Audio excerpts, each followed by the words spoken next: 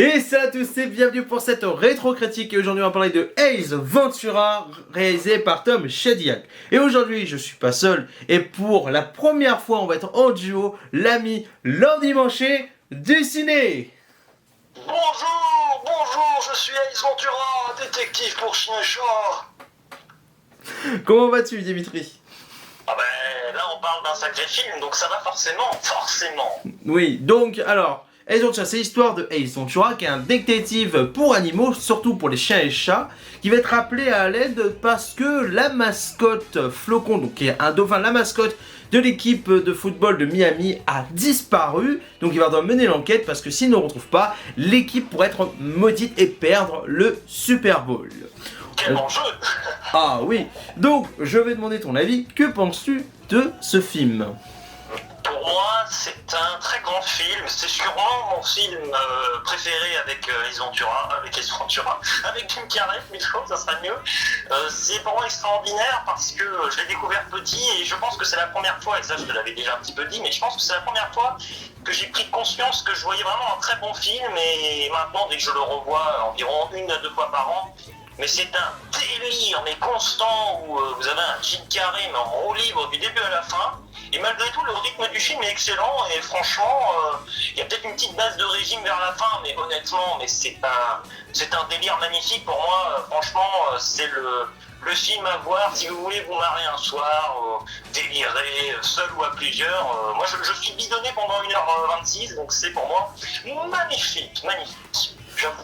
Eh ben je te rejoins pas mal hein, parce que pour moi c'est un film que j'ai vu énormément gamin parce que j'étais fan de Jim Carrey, surtout qu'il est sorti la même année que The Mask et Dumb and Dumber, hein, enfin quasiment quelques mois après, mais ils ont été produits la même année, donc Jim Carrey était en pleine forme, et pour moi c'est un film qui est délirant, qui a une proposition mais vraiment formidable. Comme tu dis, Jim Carrey qui est en roue libre total, mais moi Jim Carrey quand en roue libre, moi ça me fait kiffer.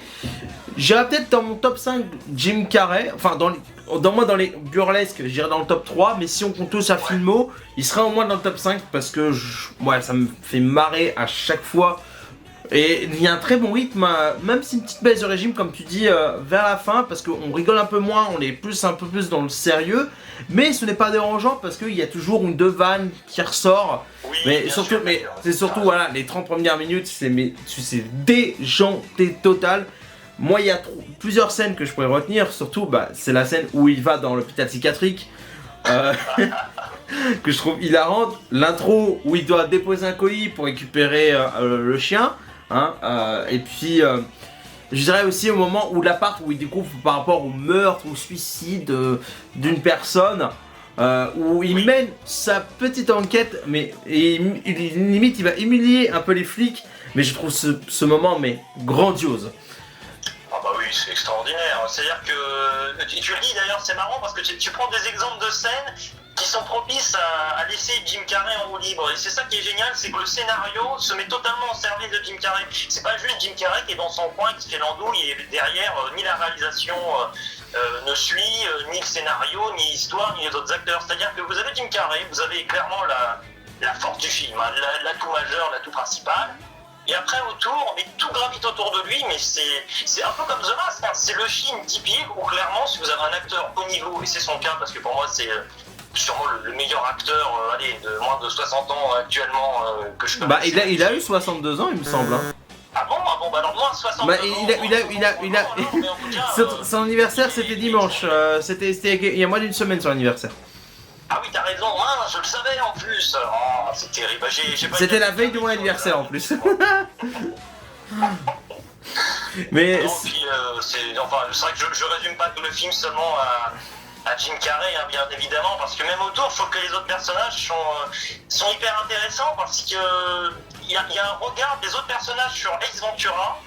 Et ça te questionne forcément, toi, spectateur. Honnêtement, quand je regarde ce film à chaque fois, mais moi, ma première pensée, c'est j'aimerais être Ace Ventura l'espace de 24 heures. Vraiment, j'aimerais être dans sa tête, j'aimerais être lui.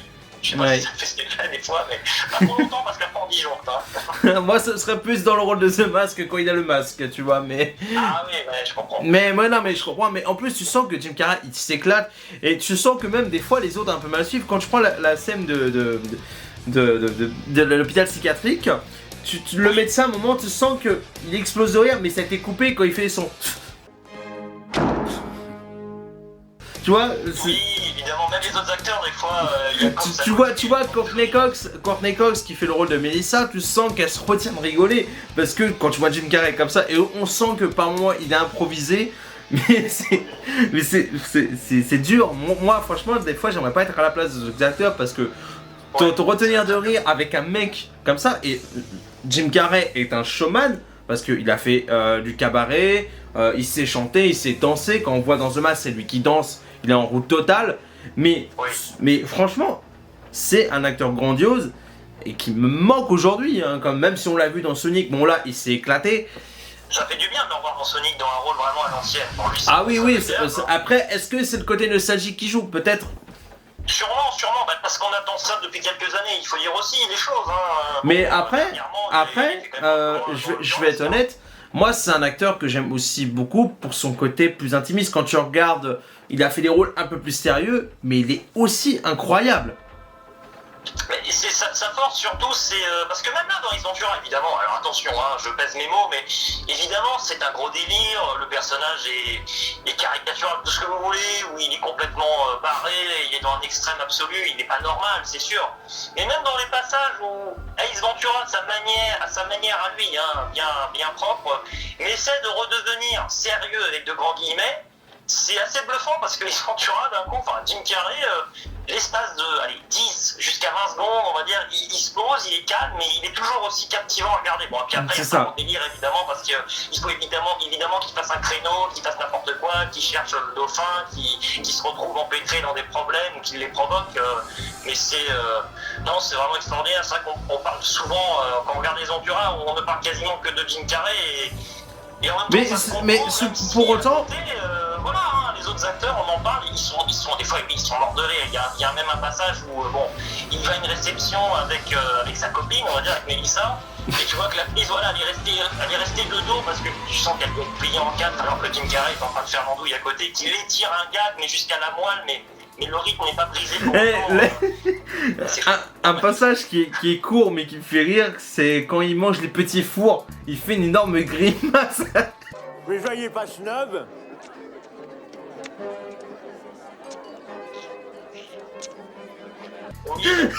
C'est stupide, mais c'est marrant parce que là, c'est-à-dire que oui, on est surpris, et en même temps, j'ai l'impression que il n'y a qu'avec ce film que cet humour-là spécifique peut vraiment l'emporter et vraiment marcher, même si ça le corrompt un peu vers la fin, parce qu'à un moment il faut quand même retrouver un petit peu le scénario, c'est-à-dire que le scénario est un prétexte, mais à un moment il faut quand même conclure l'histoire, donc c'est peut-être les 10 dernières minutes qui me laissent un petit peu de côté, mais très légèrement quand même par rapport au reste, hein, disons.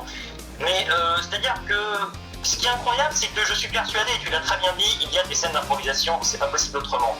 Mais il y a quand même quelque chose d'incroyable, c'est que je trouve que dans ce film, il y a... Je sais pas comment ils ont réussi leur coup, mais honnêtement, il n'y a jamais pour moi une mauvaise idée. Il n'y a jamais une idée en trop, il n'y a jamais une idée qui manque, t'as l'impression que tout est là au bon endroit, au bon moment, c'est maîtrisé, alors que le 2... J'aime bien le 2, mais déjà on sent que parfois il a un peu du mal à choisir, ou il choisit un peu le même gag, ou etc. Mais tu vois, et pourtant on prend certains camarades comme l'ami Jumelot qu'on embrasse au passage, bah ils préfèrent le 2. Il y en a qui préfèrent le 2 au premier. Moi je préfère le premier. Le 2, bah j'ai l'impression de revoir un peu trop une Reddit en fait.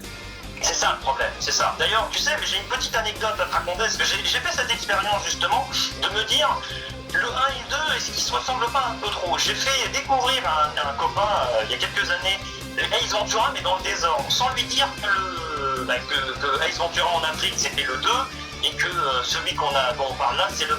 Je lui ai fait voir que c'était l'inverse. Et il a préféré le premier qu'il a découvert, donc en Afrique. Donc ça veut bien dire que le 2, oui, il est bon, mais il y a plus d'effets de surprise. Alors que là, franchement, Ace Ventura, moi le début, les 2-3 premières minutes de film, où on te plante un peu le personnage avec la situation, avec son colis, mais tu te demandes si... Enfin, tu comprends qu'il le fait exprès à un moment donné, mais tu te dis à un moment, ah oui, non, il est vraiment bien barré de bout en bout. C'est la surprise aussi, Jim Carrey, parce que évidemment... Jim Carrey, c'est toujours un peu l'incarnation de ses personnages, c'est ça qui est extraordinaire. Mais c'est jamais le même personnage totalement. Là, on n'a pas affaire pour moi au personnage de, je sais pas, du Grinch ou de The Mask. C'est Jim Carrey, mais en Ace Ventura, quoi. Oui, c'est ça. Puis, bon, comme tu dis, rien que le début, tu vois, quand il s'éclate avec la boîte de carton, mais avec le colis, mais rien que là, c'est... Avec, mais même, je sais pas si t'as remarqué, mais il a toujours des mimiques. Là, c'est un truc, c'est...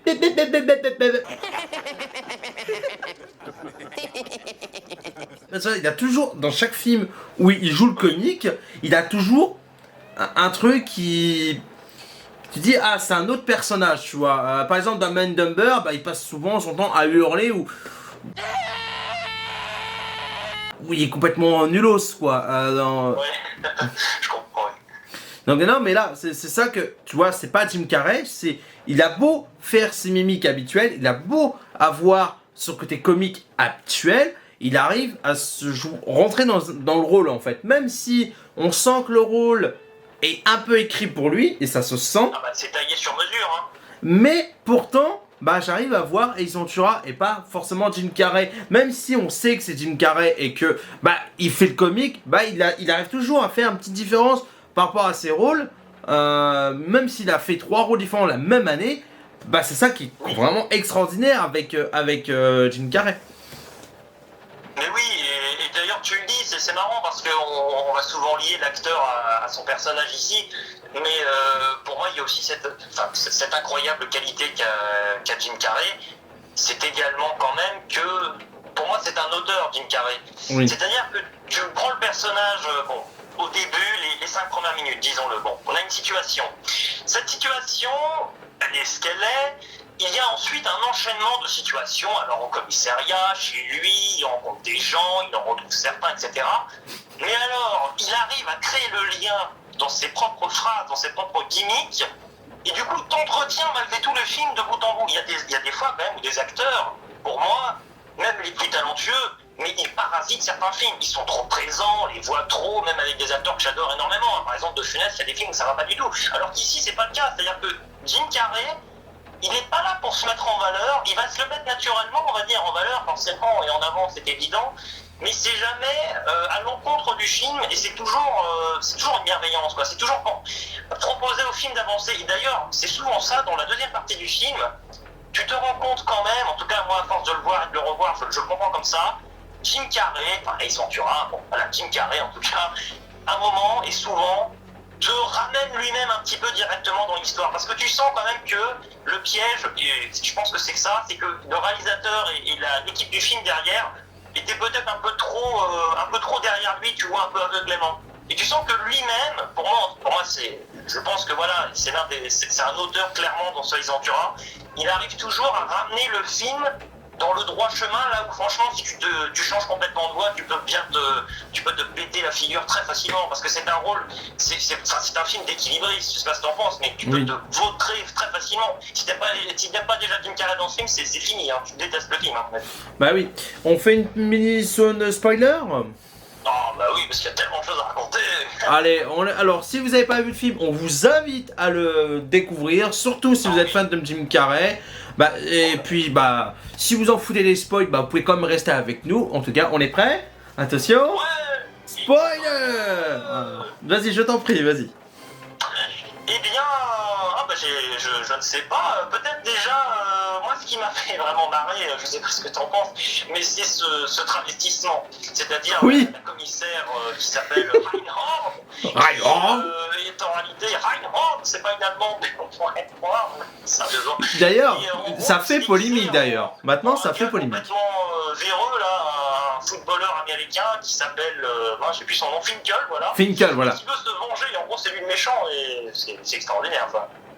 Mais d'ailleurs, oui, d'ailleurs, ce passage fait très polémique aujourd'hui, où carrément on a demandé à supprimer la scène, ou même supprimer le film de Netflix. Je sais pas s'il est encore visionnable sur Netflix, mais il y a moins de 2 ans, ça a fait polémique, et ça a été ressorti, je crois, en début de l'année dernière, parce que c'est se moquer des transphobes et tout.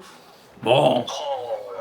Non mais c'est ridicule, franchement, à ce moment-là on fait plus de films et on remballe la boutique. Mais et surtout que le film a été fait en 94, voilà, donc... Mais j'ai l'impression, j'en parle souvent avec nos camarades, c'est que maintenant j'ai l'impression qu'on cherche la polémique limite, des fois, bientôt, on fera des polémiques pour faire une polémique. Donc, c'est idiot dit comme ça, mais maintenant j'ai l'impression qu'on cherche la polémique pour juste chercher la polémique et je trouve ça stupide parce que bon, le but c'était de faire rire, voilà, c'était pas dans le but de se moquer. Contrairement à un certain film, Qu'est-ce qu'on a fait au bon Dieu, là on cherche à se moquer. Alors que là, non, c'était juste, bon, peut-être ça manque peut-être de subtilité, peut-être. Mais c'était. Oui, bien sûr, mais c'était pour créer un pseudo méchant. Mais d'un côté, c'est plutôt. Je trouve ça pas si mauvais goût dans un sens. Voilà, ben c'est un mec, il a été viré d'une équipe de football. Voilà, parce que à cause de son pied, voilà, il a arrêté un but. Et puis après, bah du coup, il va se venger parce que c'est à cause de Kagato, donc il va se venger. Et bon, voilà, bah il se transforme en femme. Bon, pourquoi pas? Pourquoi pas? Et puis c'est très drôle parce que le principe d'Ace Ventura, c'est d'être imprévisible. Donc au moment où il a cette révélation, cette prise de conscience, il faut pas qu'il réagisse normalement. Comment on réagirait, nous? Bah tu vas appeler la police ou tu vas carrément aller sur place et tu vas faire en sorte que la méchante, enfin du coup le méchant, hop, soit mis sous les barreaux. Non, oui, évidemment, là il faut avoir une autre réaction. Et ce qui est génial, c'est pour moi, c'est là que c'est réussi, qu'il ne peut pas y avoir polémique en soi. Parce que nous sommes dans le cerveau de Ace Ventura. Dans le cerveau de Ace Ventura, ça ne fonctionne pas comme dans le nôtre, ça clairement. Donc sa première pensée, lui, c'est qu'il vient de l'embrasser il y a 1 heure ou 2 heures. Non mais ce qui est drôle, c'est que c'est quand il se rend compte que c'est un mec, il se fait vomir, il prend la ventouse pour les chuchoter.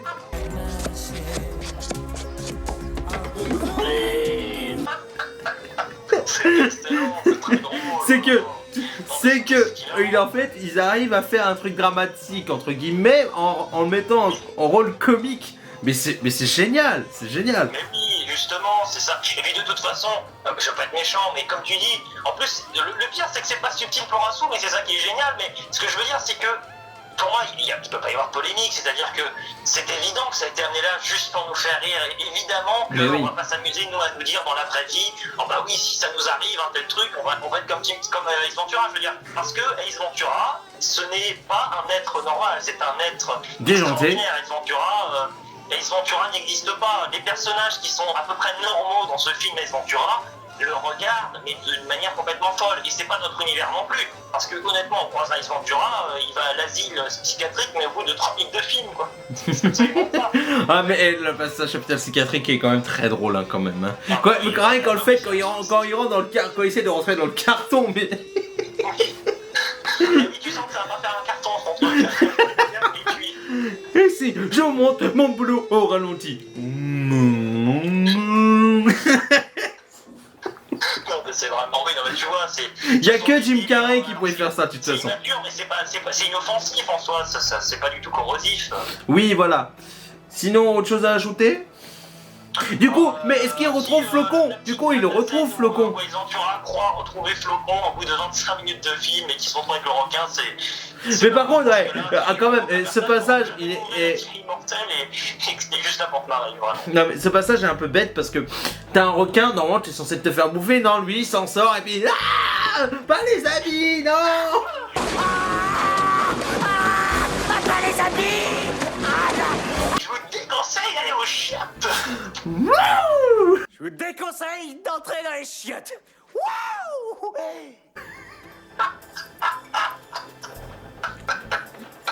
Oh mon dieu! C'est trop drôle!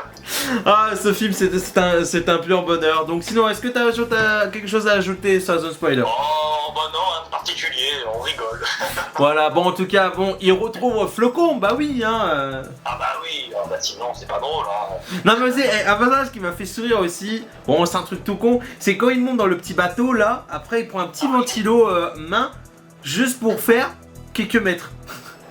Parce que c'est bête, ce truc, c'est très drôle, c'est très drôle. Oui, c'est excellent. C'est génial parce que même à la fin, c'est l'ami des animaux, Ace Ventura. Et à la fin, tu vois le seul humain déguisé en animal, il lui donne un pain parce que voilà, il est empêché d'atteindre son objectif parce qu'il essaie d'attraper un pigeon ou je sais pas quoi. Oui, un pigeon, parce qu'il va toucher 25 000 $, et comme ça il pourra payer le gain. Tu m'as fait perdre 25 000 $. Au sein de la zone spoiler, du coup, tu vas me donner ton avis général et bien sûr ta note pour conclure. Alors, mon avis général, c'est que ce film n'est évidemment pas à prendre au premier degré, n'est évidemment pas à prendre au sérieux. C'est un délire extrêmement intelligent, que ce soit dans ses moments d'improvisation et sûrement dans sa préparation initiale, hein, parce que le film est à la fois complètement sous contrôle, bien que Jim Carrey évidemment soit en roue libre, hein, ça c'est le maître mot de ce film selon moi. Oui. C'est pour moi la quintessence d'un film, d'une comédie, on va dire, extrêmement burlesque, ou potache, tout ce qu'on veut, volontairement vulgaire par moment, et ça me plaît énormément. Je suis forcément parmi le public visé, ciblé, dont j'en suis ravi. Et si je devais le noter, alors bon, honnêtement pour moi, on n'est pas loin du chef-d'œuvre en un sens, mais je ne mettrais entre guillemets qu'un 9 sur 10, pas 10, parce que... Ah, 9 sur 10. Voilà, il y a cette fin qui est un peu en dessous, mais bon, hein, c'est du chipotage, hein, clairement, j'adore. Voilà. D'accord, bah moi j'irai pas aussi haut que t'en as un autre, mais voilà, pour moi c'est du pur Jim Carrey, surtout pour l'époque, voilà, c'est la période où c'était déjanté total, voilà. C'est, comme tu dis, c'est pas à prendre au premier degré, parce que bah, c'est fait pour du second, voire même troisième, ou même 50e degré, tellement que c'est déjanté. Mais c'est drôle, il y a des scènes cultes, il y a des moments drôles, mais il y a même des répliques qui sont... Certaines sont devenues cultes hein, quand même. Bon, il y a... Mais tu vois, j'ai remarqué un truc aussi, quand on parle de Ace Ventura, on parle surtout de la scène de Rhino. Je parlais de Ace Ventura avec un pote hier, et il parlait de la scène de Rhino, et il fait... Ah, moi, et juste là, je suis pas fan du 2, ah bah je l'ai pas vu. Ah bah j'ai fait, mais la scène du Rhino, c'est dans le 2 en fait. Oui, Donc il a vu les deux, mais... C'est la scène qui est culte au-delà de la réplique, donc... Voilà, donc c'est pour ça que ça me... Je trouve ça un peu dommage que, en fait, Ace Ventura, on retient surtout cette scène qui est dans le 2, qui est pour moi moins bon que le premier, alors que dans le premier, il y a beaucoup de moments cultes quand même. Donc voilà, pour moi, c'est un très beau 8 sur 10. Je me suis dit hier, est-ce que je le laisse à 8 ou est-ce que je le descends à 7? J'ai fait non, je me suis éclaté, je me suis marré, j'ai pas vu le temps passer, j'ai beau l'avoir vu une 50aine de fois, voilà, moi ça me plaît, je suis très client, et surtout quand tu mets Jim Carrey en roue libre, bah, moi je fonce droit devant, je prends le train, le TGV, je prends tout ce que tu veux, j'y vais direct quoi. Voilà, bon, en tout cas... C'est l'un des films que je pourrais voir tous les 4 matins, hein. Franchement, si je devais en choisir un, je le prendrais, il n'y a pas de problème, hein, franchement. Ouais, ah, moi je prendrais quasiment toute la filmo de Jim Carrey. Ah oui, on peut pas, si on n'a pas choisi, on prend tout. Bah sinon je prendrais The Mask, mais bon. Je prends Mr. Popper à ses pingouins, sinon non pardon, je plaisante. Hein. Oula, j'ai bailli au même moment que t'as dit ça quoi. Les vaches. Non, je l'avais vu au cinéma, Monsieur Popper, c'est pas quoi, je l'ai pas revu depuis. Il y a une référence, hein, il y a une référence à l'avance dans Ace Ventura 1 quand on voit tous ces animaux à un moment. Il y a des pingouins ou des manchots, je sais pas trop. Je suis pas fan de ce film, je déteste pas, mais c'est assez anecdotique je trouve. Bref,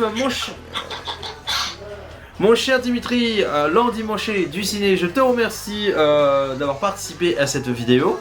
Ah bah merci de m'avoir proposé, hein, je suis ravi, vraiment. Bah oui, parce que je sais que c'est un film que t'aimes beaucoup, on est tous les deux énormément fans de Jim Carrey, on en est vraiment fans, on aime, je crois que c'est depuis mon enfance, hein, depuis The Mask, hein, donc je suis gamin, je suis fan de Jim Carrey. Toi, bah, vu que t'es plus jeune, voilà. On a quasiment 10 ans de différence quand même, hein. Mais ça ne t'empêche pas d'être amoureux de Jim Carrey, et pour moi, voilà, c'est pour moi le Louis de Funès américain, quoi. Ah oui, bien sûr, évidemment, je suis complètement d'accord avec toi là-dessus. Mais la différence avec Jim Carrey, c'est que je trouve qu'il a essayé de se diversifier un peu plus que Louis de Funès. Ça c'est sûr, ce qui n'a pas forcément arrangé, mais il y a de très bons films aussi dans tous les genres, donc on est toujours content quand même. Voilà, bon, en tout cas, bah, merci d'avoir regardé cette vidéo. Je mettrai dans la description la chaîne de Dimitri, n'hésitez pas à aller la voir parce que c'est très chouette. Oh oui. Non, elle est pas très bien, je la conseille pas. En tout cas, ben, je vous dis à la prochaine, je vous fais des gros bisous, prenez soin de vous. Ciao.